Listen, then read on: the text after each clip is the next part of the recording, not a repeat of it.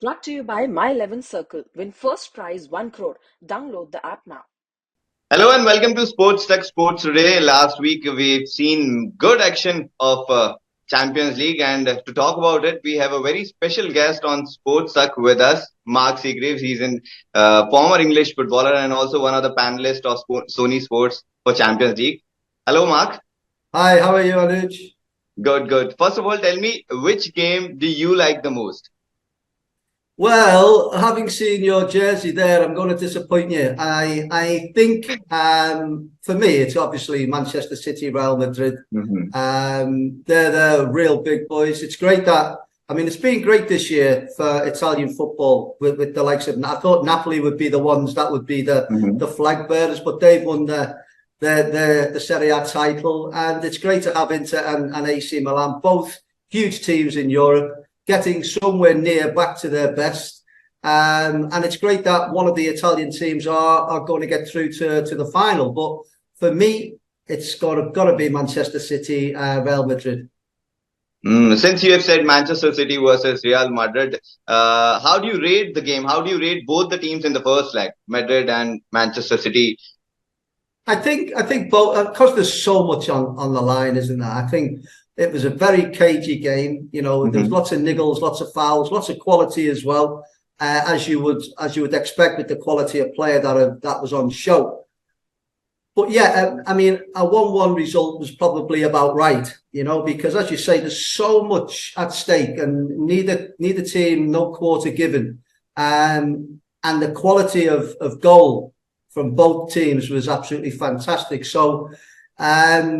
I've played for Manchester City back in the day, and my allegiance is to them. But it's going to be a huge night. As I think it's a Wednesday night that we play them, or Manchester City play them, and it's going to be a huge night. Man City at home, advantage with the supporters. We've seen what happened with Real Madrid last year, playing away at Chelsea and other places, and being behind and coming back and winning the game and getting through, and then eventually winning the final. So, yeah, you can't underestimate Real Madrid. But if you look at the context of both teams in the last 10, 20 games, I think Manchester City's profile is far better in terms of getting results, winning games, playing well.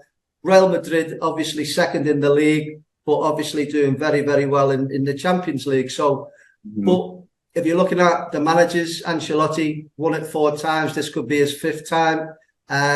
He understands everything about the game. He'll know exactly what to do. The players that they do possess, especially in the front lines, you've got Vinicius Junior, Benzema, Rodrigo, Valverde, Modric, Cruz, just to name a few. So in the first leg, we've seen David Alaba and Rudiger both close to Erling Haaland, so that they don't allow space to Haaland to attack. But in the second leg, do you think Pep will try with something new? No, I don't think so. I think what he'll do is he'll keep the same. He's obviously going to keep the same system in the same shape. Okay. And no, I don't think they'll change it. I think it was a good performance from both of the Real Madrid centre halves. Whether either one of them will be playing in this game, because I think Rudiger came in for the suspended player. Anyway, I forget his name, but he's coming. Whether he's going to keep his place, I don't know. But the one thing you can't do with quality players is you can't keep them caged for 90 minutes. And all it takes is one goal. One goal will light up this game. It's going to be very tight early on because there's so much dependent on the game. And as soon as that first goal comes in, then I think the floodgates are going to open, because if Man City score, then Real Madrid are going to have to go after Man City and vice versa. So I think we'll see a different game, second leg, where, it might be a little bit more free flow, but I don't think either manager would want the game to be like that. You wouldn't want to give the ball to Vinicius Junior and say, you go on and have a go at Walker, and then when we have it. So I think it's going to be relatively exactly the same. But as I say, goals change games. And if whoever scores first, it's an interest in your psyche. If you score first, ultimately you're thinking, we don't want to concede here, so we'll go a little bit more defensive.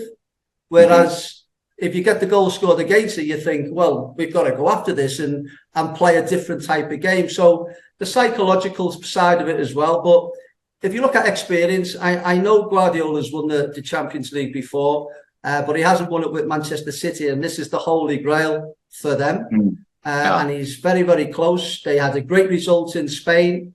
They need to come back to Manchester and seal the deal. Yeah, so we're talking about Vinicius Junior. He has done very hard work on himself. He has developed himself to become such kind of a winger. Any defense will be a threat. Any defense will be a threat. Yeah, absolutely. He's come on. I mean, he cost a lot of money when he first came to Real Madrid. I think 18. He was about 40 odd million. So, you know, and he's been playing near enough ever since he got to the club. He's been a bit raw early on. But if you look at the goals he scored this year and the assists he's got this year, he's blossoming into a real top-class player. And, you know, he's only as good as the players around him. He's got the likes of Benzema there around him who's going to help him. But interestingly, for me, is this Camavinga, who is a natural central midfielder who's now started to play in a left-back position, who's naturally wants to go forward. And between the two of them, they're forging a really good partnership. So I was reading somewhere and I read about Jack Grealish. He said Manchester City will be unstoppable at Manchester Stadium. So this will be a key for Real Madrid to hold them for a few minutes and then to calm themselves and then to attack? Yeah, I mean, as I say, he's very experienced, Ancelotti. And if you look across the team, Real Madrid's team, very experienced team. You know, whoever comes in and whoever drops out, very, very experienced. They know the time of day. He'll just give them the orders of what he wants them to do. They'll follow them through like nobody's. But the one thing that they do have is, as I say, this quality. They're able to turn a game on its head. And as I said, you know, they went ahead with a fantastic Vinicius Junior goal, and then that galvanized Manchester City. And lo and behold, you know, another world-class player comes to the fore and scores a goal, and it's even Stevens. But as I say, you know, there's a lot riding on this. There's an awful lot riding on it, and both teams will be very, very cagey early on. And hopefully, whoever it is gets the goal, and then it becomes a brilliant game. But don't be expecting too many goals too early on, especially. Let's talk about the another game quickly. AC Milan, Inter Milan. Do you think AC Milan missed Rafael Leao in the first leg?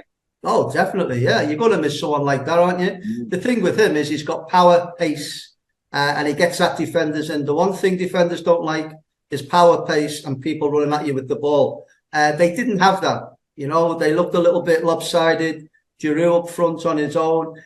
It just didn't work for AC Milan, especially on the first 20, 25 minutes. Inter Milan obviously got the goals. Yeah. So that settled them down. And then I just don't think AC Milan had many ideas in order to break them down. And if you've got a player like Leao, as I say, you can say to him, go on, there's the ball. You go and have a go at the fullback or commit a centre-half. And they didn't really have that opportunities. And, you know, if you look back on the game as a whole, I think AC Milan will be delighted only getting beat 2-0.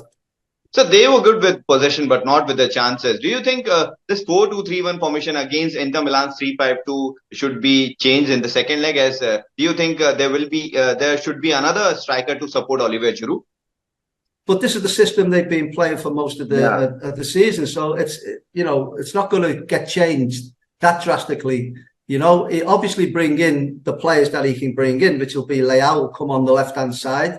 Maybe play instead of Salamakers or whoever else was in there. But I don't know. I just look at, I often say, if you look at a team's bench and you look at the players that can change the game, and I know Leao was out completely, but if you look at the likes of the subs bench for AC Milan, you know, it's probably only Kettler who could make a change, because other than that, you had Gavia, Pobega, Messias. Okay, he could have.